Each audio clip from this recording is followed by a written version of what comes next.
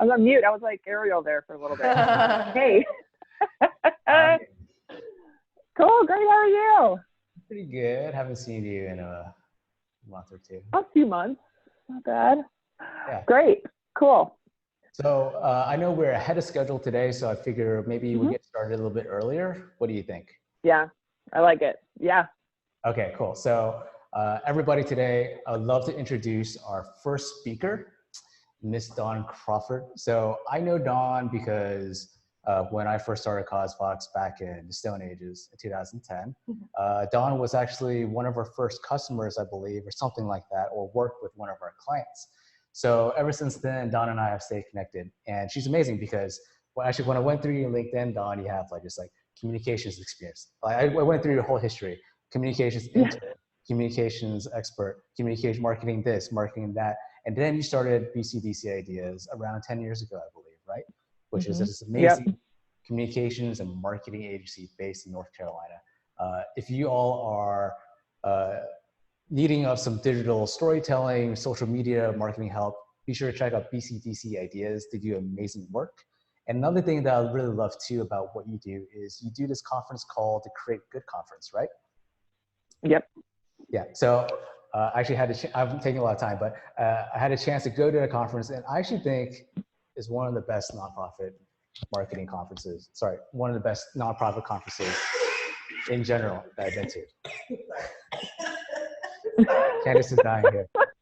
She's amazed. She's amazed. I made it through the whole. I tried to hold it in so bad. Okay, sorry. No worries. So Create Good Conference, really love that. And if you all are looking for a really great marketing and communications conference to go to, I believe it's in April and May every year. Feel free to check them out, creategood.com.org. Yep. Something like that. So I think it's .com. I don't know either. Man, when you buy URLs, right? Like, you just buy all of them. Yeah. So I'll find a link. I'll paste it into the chat thing while you're talking so people can check you guys out. All right. So I just want to hand it over to you, Dawn. Really excited to hear about your session on social media because social media is such an integral part of digital fundraising. At CosVox, we see that people get a ton of donations just from social media because it allows them to extend their reach and reach more folks as well as to engage communities. So super excited about that. All right, Dawn, you're up. Fantastic. Well, great. So I do not have my chat open. I have just my screen. So the Q&A is open. So if you go to the question and answer, I think you can ask questions that way. That might be better than in the big flow anyway. But I welcome you to ask questions in this session. And yeah, so I love CosVox. It was one of our first services that we paid for our clients, and it was seamless and beautiful 9 years ago. So I know it's incredibly awesome now. And yeah, so excited to talk about social media. This is where I all started. Good story, was laid off about 12 years ago. And that was my time to learn about social media and to get going, right? And to learn about Twitter back in its baby days. So I really enjoy engaging on social media and seeing how it's grown over the last 10 years, 12 years, from Facebook, Twitter, and YouTube to now Instagram and Pinterest and Snapchat and everything else that people are doing. Okie dokie, great. So yes, we're gonna do social media savvy today. It's kind of a primer on social media, and it's really a great overview for anybody who wants to know what's the latest and greatest.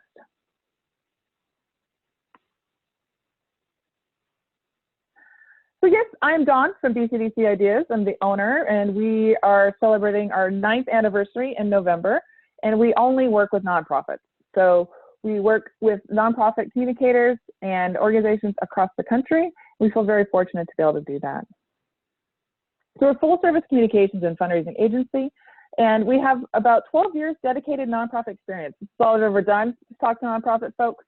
So this is really what I love. It's my passion, and I really enjoy it. We are full service, so anything that a communications director could, would, and should do, we can help you with that. So, what is, let me see if I can pull up the chat really fast. Can I? No, I can't. It's so small. Okay.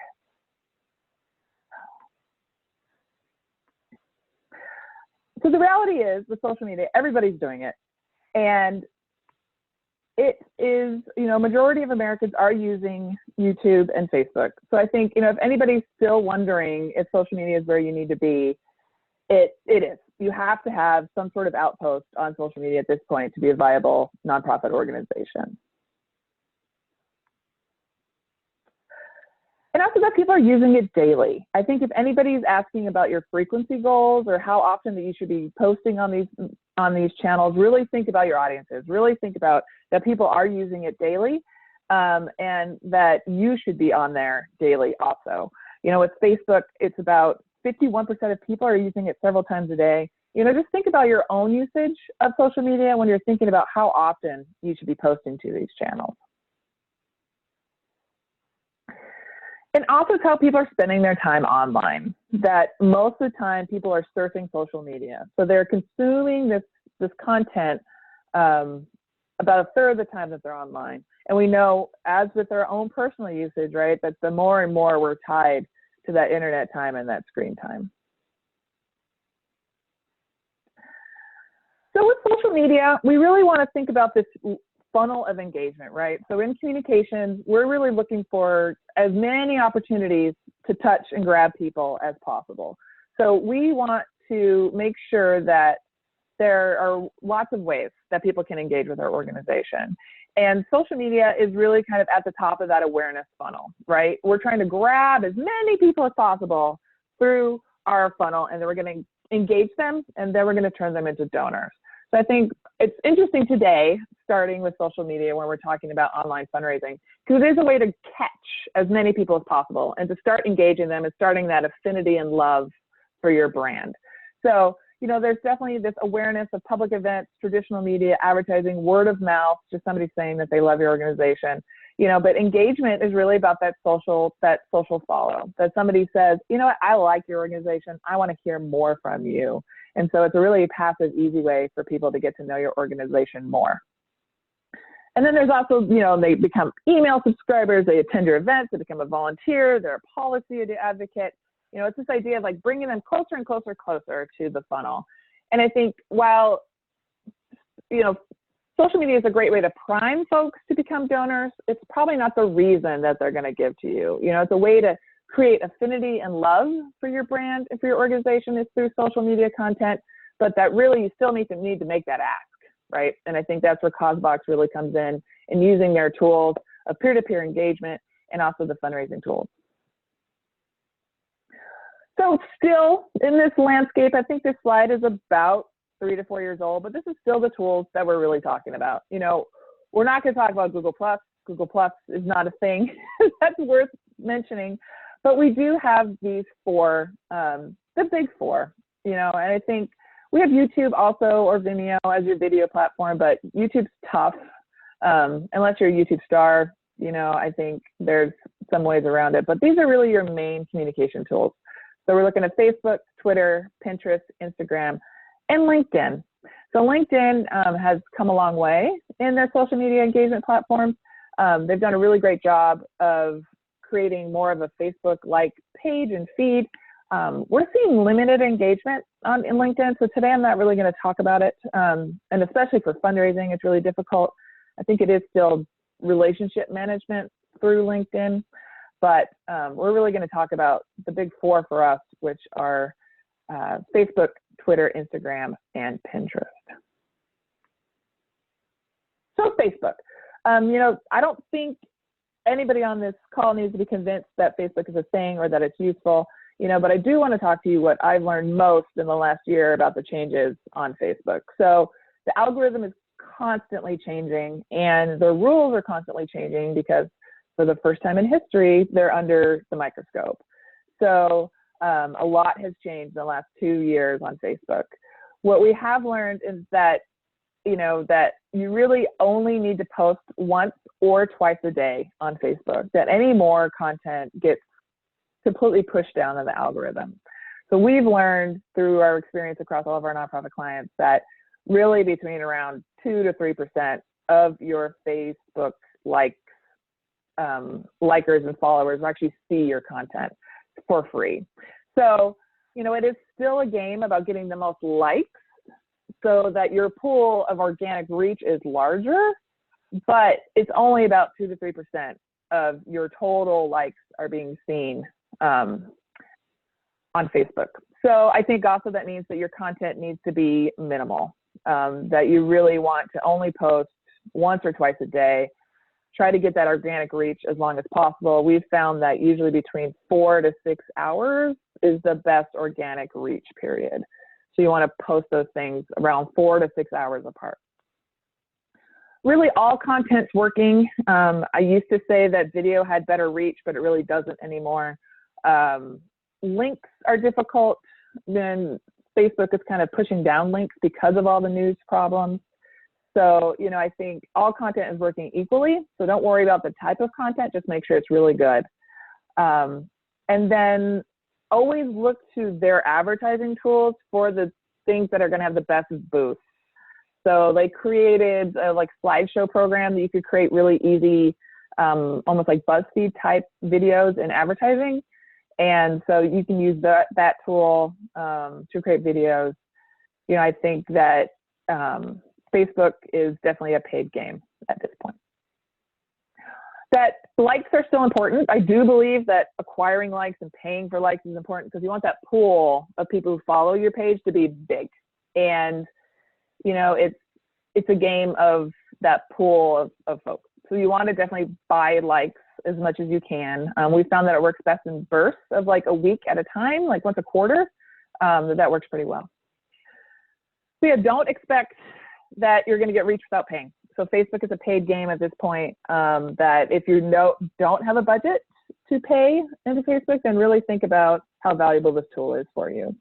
We spend around $15 per week on boosts for our clients. So it's either 3 $5 boosts or 1 $15 boost for the week. And that's been working really well for getting good visibility. And then just don't forget to narrow your paid audience. So really think about who you want to reach, why you want to reach them, and what you want them to do. So Twitter. Twitter is still great for good engagement with legislative folks, so policy work, and reporters. I think, you know, if you can chime in on a pop culture trend, then that makes sense. Go for that. But you know, it's a hard tool. Actually, let me go back to some of my questions really fast. Okay, so Facebook. Any particular time range to post on Facebook? We've actually been finding that later is better. That Facebook, we do like usually at 9:30 in the morning or like at 8 or 9 when people are looking at their phones when they get out of bed. And then also around 4 to 6 o'clock when people are winding down and wanting something to do with their brain besides do work or talk to their kids. And then, do you think boosts are effective in creating an ad and ad tools? So yeah, boosting from the post versus ad tools. I really like ad tools. I'm actually doing it in the ad tools panel versus boosting from the page. I find I have more control and more reach. So, but we do them both ways pretty much all the time. Cool. And then Pinterest. I will sell you on Pinterest later. Okie dokie. Cool. So do on Twitter, good engagement for legislative work, reporters. A lot of organizations are using Twitter as their media announcement machine, that their tweets on Twitter are being used as quotes from their organization. So if you want to do that type of work, that is a great way of doing it. You have to build relationships with reporters, but it really does work.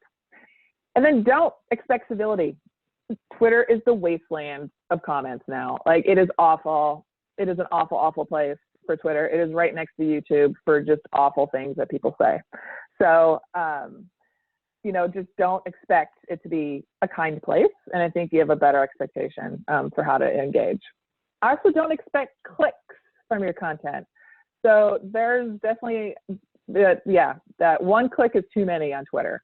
So we did a campaign. We had around $5,000 in ads. It was about driving traffic to a web page. And we got literally 129 clicks for $5,000. We got 15,000 engagements in the way of negative comments, likes, shares, and retweets, but we got 129 clicks. So I think that really means that the platform and the users don't want to click.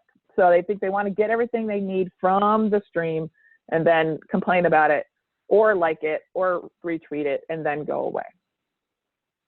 And then also don't expect hashtags to drive engagement anymore. Hashtags are okay for discovering content, but not really. I think it's more for good like pop culture stuff. So if you have something that has to do with a TV show or some sort of national movement, that it works. But or if you're creating, a trending event around a hashtag, I think that works. But it's not about discovery anymore. It's more about trending or cultivation and celebrity than it is about engagement. Going over to my questions. Okay, do you suggest using a social media management platform? Absolutely. We've used Hootsuite for a long time. We've actually gone over to Buffer now as our tool of choice. I think mainly for us, Buffer is really nice for multiple accounts. So I think Hootsuite works really well for most of them, and then Buffer is also pretty great. Let's see. So because people don't click on Twitter, what is better posts for images or videos there? Our videos performed really, really well. People loved them, they watched them, they actually liked and shared them more than other things, and it got less comments. It was a pro-vaccine campaign, so it was very susceptible to getting negative comments. So I think that is also something else to just kind of keep in mind. But yeah, video did really well. I think you do want to do assume silent roll. So assume that people are not listening to your audio, but yeah, video did really well. And then when you get horrible comments, what's your best advice? Just ignore them. I'm always curious about what comments to do for long-term damage for the brand. So on Twitter, you can't do anything. So Facebook, you can hide comments. I hide comments a lot in the stream, but on Twitter, you can't do anything. They just sit there unless you ban them, and then it's a little extreme. So, I mean, that's why for our pro-vaccine work, I'm really trying to figure out how to get around posting directly about vaccines in Twitter. And so I'm using a lot of clickbait type of links and headlines trying to get the click, which I know is gonna be hard, but also to not draw the comments. So it'll be interesting. I would say that Twitter, as I'm talking to people, I think people also have this comment of, well, on Twitter, I expect there to be negative comments, so it's not a bad thing. So that's kind of weird. And then let's see. Now, what is the breakdown of types of people on each platform? Facebook is older, Instagram is younger. I mean, I think there's some really great research out there. Pinterest says that they reach something like 90% of millennials every single day. And then Instagram is definitely younger, but not as young as it used to be. I would say it's Xers and below. Facebook, everybody still uses Facebook, even though teenagers say they don't. Like, everybody still does. I think there's some good research. Just kind of Googling that would be probably the best for that question. Instagram. So yes, I personally love Instagram. It's been really interesting. I have multiple Instagram accounts, so I've been kind of playing with different personas right now and like different verticals of engagement. It's been really interesting. Join Instagram if you have a lot of content. If you do not have a lot of visual content, don't do it. Or if it's hard for you to like release photos, if it's hard for you to get people to pose in photos, it's not a great tool for you. Focus on Facebook or Instagram or Pinterest, or Twitter and Pinterest. It's okay if you're not on Instagram. Paid posts are fantastic for clicks. People are clicking on our paid posts. And it's really good for not getting negative comments or comments at all. So for our paid posts, we're only getting clicks, not comments. which is great for a lot of the things I work on. You know, that engagement isn't really what we want. We want people to see my content. Definitely play around with stories. I've been playing around with stories personally. They're really fun. Stories are the best way to get engagement with brands. So if you want somebody to interact with you or, you know, see your content, tag them in a story and they will actually respond to you. So that's really interesting. So that would probably work for, I mean, I don't know about celebrities, but brands love stories. Also follow to get more follows. I've definitely learned that you do have to follow, have a good follower base, like follow a lot of folks. So you can't really be this ivory tower. You're like, I only follow 25 accounts and I hope everybody follows me. It is really much better to follow as many as you can. And then for link management. So link management is the toughest thing about Instagram, right? You have one opportunity of a link in your profile to drive people to your content. So we're starting to play with Linktree, which is a free tool that it directs your link to Linktree, that you create a personal page. It creates a mobile first interface that allows you to list multiple links in little buttons. And so that's really cool. So you could put like, donate now, join our CauseVox peer-to-peer campaign, learn about our next blog, join our newsletter, follow us on Facebook. So using Linktree or other linking tool out of Instagram is really good and just really helpful for that link management. And then don't forget hashtags. They are everything on Instagram. So whereas hashtags are okay on Twitter, not worth any time at all on Facebook, it's where you need to know your hashtag game is on Instagram. So I've launched a travel account, it's a personal travel account, and I've been playing around with hashtags, and it is everything. It is absolutely everything to get the likes and the engagement and the comments that you need on Instagram to be seen. For sure. And you can also there's a lot of great articles out there. You just like put hashtags for nonprofits into the internet and you will find articles that have lists of hashtags that are useful. And then don't post frequently. So I get shadow banned all the time on my personal account if I post more than 3 times a day. And so shadow banning is when they just slow your reach automatically and they do not distribute your content even to the people who are following you. So yeah, I get shadow banned all the time. And it usually takes about a week to resolve itself. And, but yeah, I'll see my engagement drop dramatically. So what you want to do is only post once a day to a couple times a week. I've been posting mostly in the evenings, and that's been very, very successful for my audiences. So really that kind of 8 o'clock plus Eastern is really working very, very well. So you want to think about your time on Instagram and then also just holding back the grams. Don't post all of them all the time. Let's see. Can you use Linktree on Facebook and Twitter? I don't know. I actually do not know if you can. I haven't looked into that. So I would just look to Linktree and see if you can. Cool. Okay. So Pinterest. Pinterest is my next, it's not really a social media platform. I don't know what it is anymore. So I think, you know, it's something that people use every single day, that a lot of women use every single day. And I think it's social in the way that you're pushing out content in a way that they've really diminished likes and comments and things on it. So it is more of a curation tool. So you're right that it's not necessarily a social media tool, because social media at its core is the back and forth of social conversation, right? That you can actually be social. But I think that Pinterest is also one of those tools that I really hope that nonprofits do more with, that they consider making sure that their content hits Pinterest as much as possible. So, you know, it's not going away. It's actually the tool that I feel that has innovated the most in the past 5 years in the way of helping distribute content.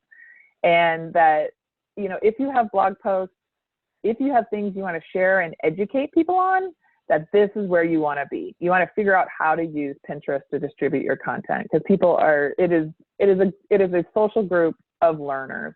They want to learn about what to eat, what to do, what to, teach their kids, how to, improve themselves. And so I think if you have something to teach somebody, that's where you want to engage, is on Pinterest. It's always driving content to women.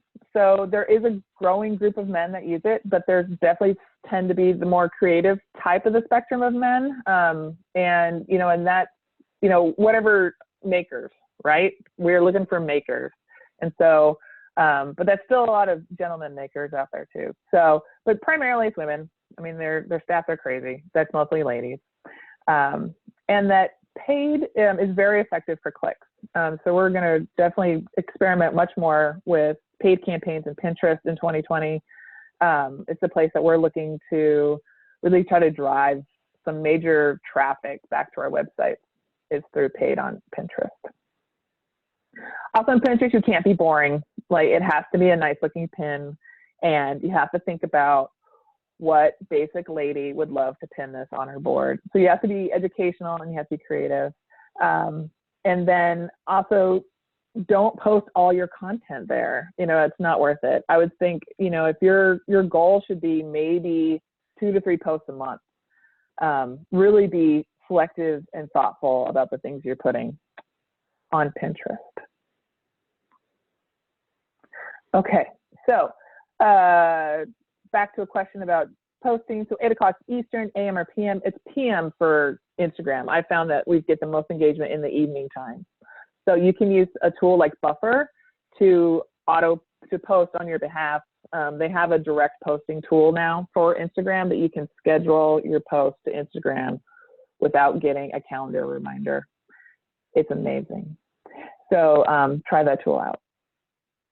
Okay, and Pinterest really relies on SEO keywords. Yes, so think of it as another search engine. Correct. So Pinterest is absolutely, not only does it hit Google really, really well, but also it has an amazing AI on pushing content that it knows you want to see. It is one of the best things. So if I'm looking for something, I will actually put it into Pinterest, into my thing, and look at the things, click on some things that are close to what I'm looking for, and in 2 days it'll deliver exactly what I'm looking for. So I think it has an amazing AI. So that's also why nonprofits should be there, is that it'll drive content to the people who want to see your work. Let's see. Okay. Let's see. Any advice on Snapchat? So Snapchat is a great tool if you have somebody who loves it on your team. It's really difficult to track engagement. It's really difficult to bounce people out of the platform. But I think if you have a person who really loves it, see if they can turn something into it. I think it's great for giving personality to your nonprofit, of helping people see behind the scenes and that sort of thing. And then, why is posting too much on Insta not a good thing? So Instagram, if you post too much content, they will shadow ban you. And it'll slow your content distribution. So they will actually block your distribution for a couple days.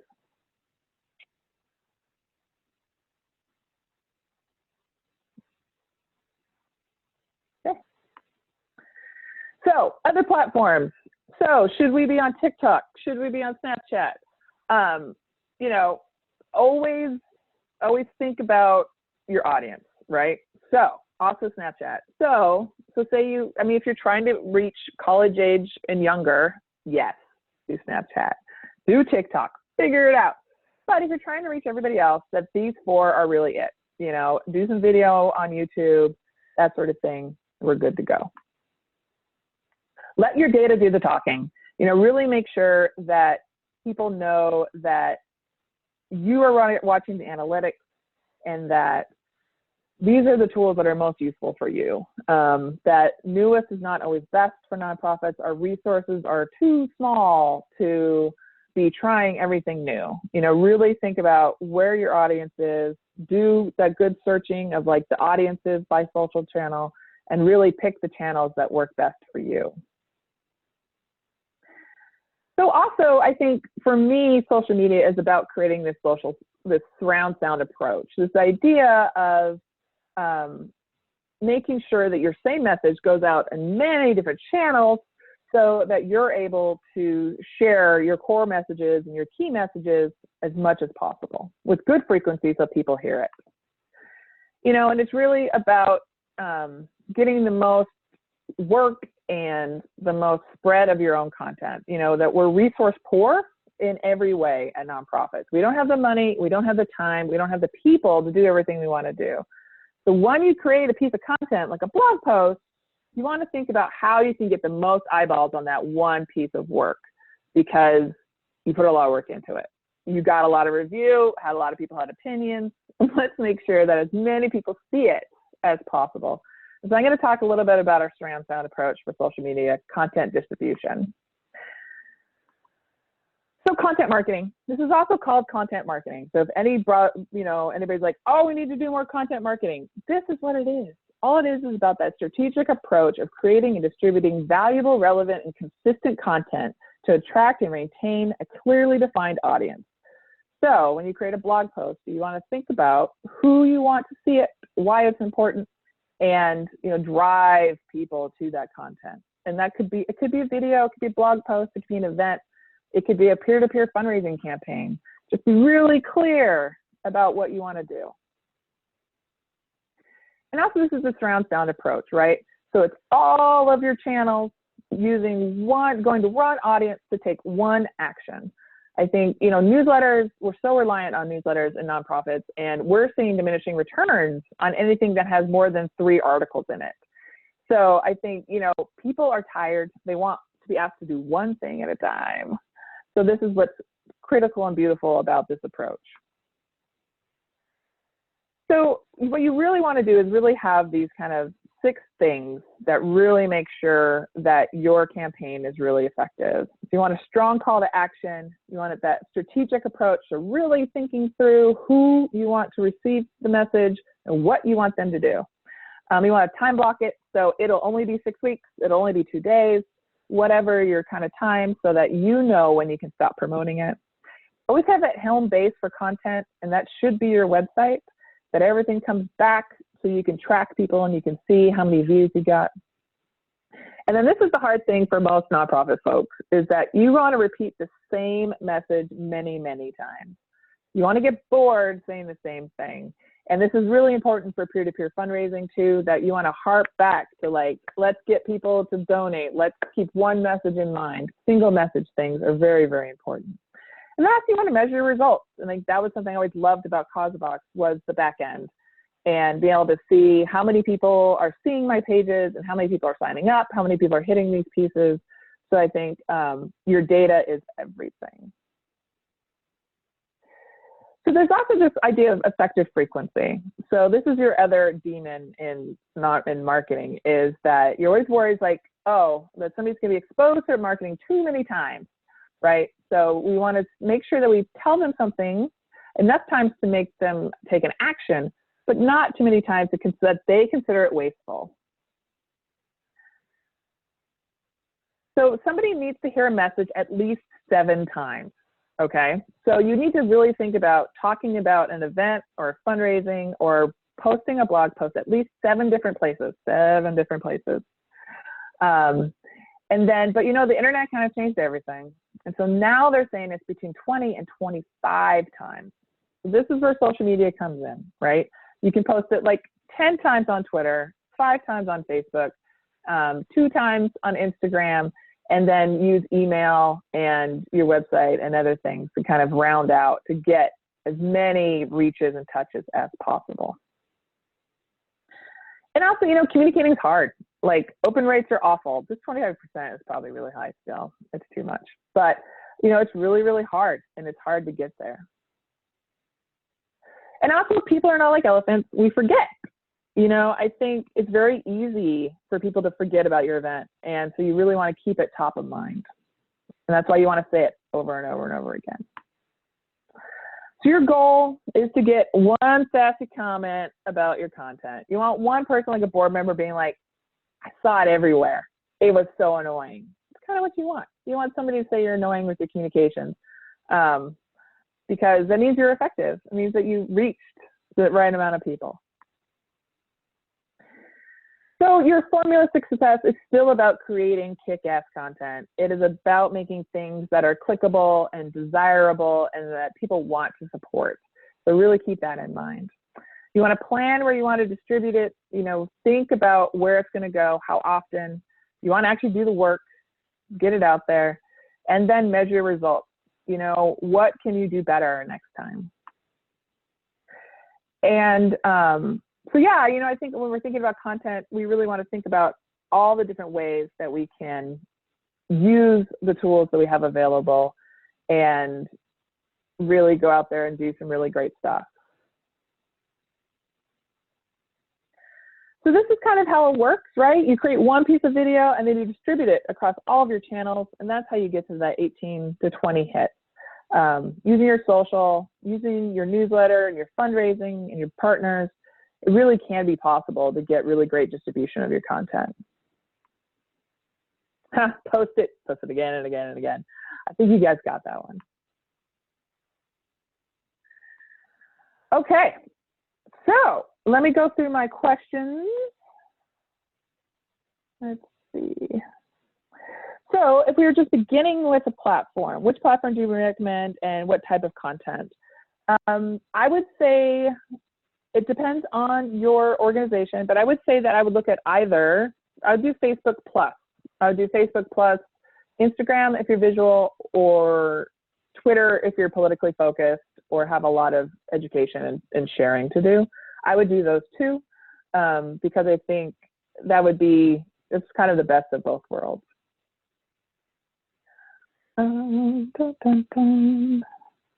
Let's see, let's please talk about more about a microsite. So a microsite is a campaign dedicated website that is just focused on one campaign or one message or one fundraising campaign. Like even a CauseVox site can be your microsite.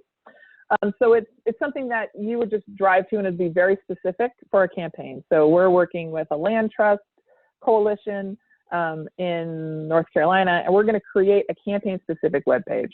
So it's going to be just about a clean water project that we're doing in a certain city, and it's just going to have content with that. So that's what a microsite is. What about posting for something like Giving Tuesday? How far in advance do you see to be effective for posting about the day? Yes, so Giving Tuesday is about telling people that you're going to do it. So I would say before Thanksgiving, a week before, you know, on the Tuesday before Thanksgiving, there's a lot of T's, that you want to tell people, get your credit cards ready. We're doing Giving Tuesday. You know, just let them know that it's coming. And then on Giving Tuesday, we do a very, very early email, because often people have found that it's the person who asks first gets the money on Giving Tuesday. And so we also do something super creative and fun. So for the organization that we do the most work on Giving Tuesday is a cat shelter, and we literally have space rocket cats as our art for that campaign. We've used it for the last 3 years. We're using it again this year. It's rocket cats. They are, you know, raising money for cats. And so it's a crazy campaign. It's super fun. It's very different. And so it's, you know, we do something fun, and then we do a 6 a.m., a noon, and then a late night email just to remind people or catch people when, you know, at the end of the day and they haven't given yet. And then on social, we've played around with doing a lot of posting, minimal posting. I think we're pretty much probably going to do just fundraising, just donate buttons on Facebook on Giving Tuesday, and then boost it and just get it out there to as much people as possible. What about LinkedIn? So LinkedIn, I think, is great for relationship building. As I mentioned at the beginning, I think it's good for getting out your content, but you have to have a professional slant. I'm finding it's a good way to cultivate for committees and for like event committees and board leadership, but not necessarily for fundraising. But I hope other people have had good experiences with that.